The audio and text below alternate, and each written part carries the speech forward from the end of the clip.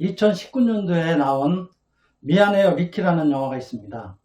이 영화는 영국의 한 가장에 대한 이야기입니다. 주인공 리키는 돈을 벌기 위해서 아내가 일할 때 타고 다니던 차를 팔고 융자를 받아서 배달용 차를 사서 그 다음에 택배 일을 시작합니다. 근데 이 영화의 압권은 맨 마지막 장면입니다.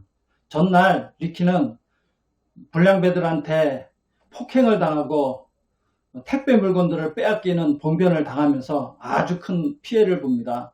그런데 그 다음날 한쪽 눈이 퉁퉁 부어서 앞이 잘 보이지 않는데도 아침 일찍 일하러 나옵니다.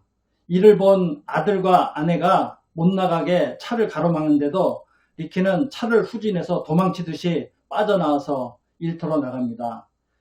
운전을 하는데 눈이 잘 보이지 않아서 사고 날까봐 가슴이 조마조마한 느낌이 굉장히 강렬했습니다. 얼마나 간절하면은 일을 하러 눈이 안 보이는데도 나가겠습니까? 저도 가장으로서 많은 공감이 됐습니다. 가장의 역할은 뭐니 해도 바로 돈을 벌어서 가족을 부양하는 일입니다. 그런데 이 남자가 돈을 못 벌고 집에서 놀면은 대접도 못 받을 뿐더러 아주 초라하고 비참해집니다. 실제로 남자가 돈을 못 벌면 부부가 이혼하는 경우가 많잖아요. 저도 리키처럼 아주 이런 비참한 상황이 생긴 적이 있습니다. 관리소장 하다가 갑자기 그만두게 되었습니다. 노는 것도 하루 이틀이지 하루 이틀 날이 갈수록 마음은 점점 더 초조해집니다. 이리저리 일자리를 알아보고 인터넷을 뒤져가서 무차별적으로 지원을 해도 연락 오는 데가 없었습니다. 그래서 고민하다가 한 가지 찾아낸 거가 과장으로 근무하는 거였습니다. 저는 전기 자격증이 있기 때문에 과장으로 근무가 가능합니다. 집에서 가깝고 또 급여가 어느 정도 높은 데를 찾아서 관리소장이 아닌 과장으로 지원해서 3군데의 면접을 봤습니다. 그래서 한 군데에 채용되었습니다. 어떻게 채용됐는지 궁금하시죠? 면접을 보러 갔는데 제가 맨 마지막 꼴찌로 9번째였습니다. 면접 보러 1시에서 2시 사이에 아무 때나 오라고 해서 저는 2시까지 시간 맞춰서 갔더니 제가 맨 꽁찌가 되었습니다. 면접 대기실 칠판에는 5가지 질문이 적혀 있었는데요.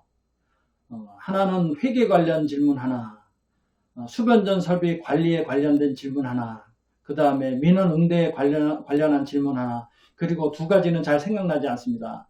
그런데 이 5가지 질문이 하나같이 모두 답변하기가 참 어려웠습니다. 그래서 그 질문들 보고 그냥 포기하고 갈까 잠시 갈등했습니다. 왜냐하면 9명이나 보니까 내가 될 확률도 없고 또 대답하는 거가 또 자신이 없었기 때문입니다. 그런데 바로 마음을 고쳐 먹었습니다. 이왕 온 거 그냥 면접이나 한번 봐보자. 그래서 면접을 볼 때 나름대로 성심성의껏 열심히 답변했습니다. 그런데 질문 중에 한 가지 대답하기 곤란한 질문이 있었습니다. 최근에 그만둔 아파트에서 관리소장님이 누구였느냐는 질문이었습니다. 내가 사실 관리소장이었지만 사실 제가 관리소장입니다 라고 대답할 수가 없잖아요. 이력서에는 전부 과장이라고 근무했다고 해놓고서는 소장이라고 할 수가 없지 않습니까? 저 같아도 과장을 뽑을 때 관리소장을 했던 사람을 뽑지 않습니다. 왜냐면은 언제 그만둘지 모르잖아요.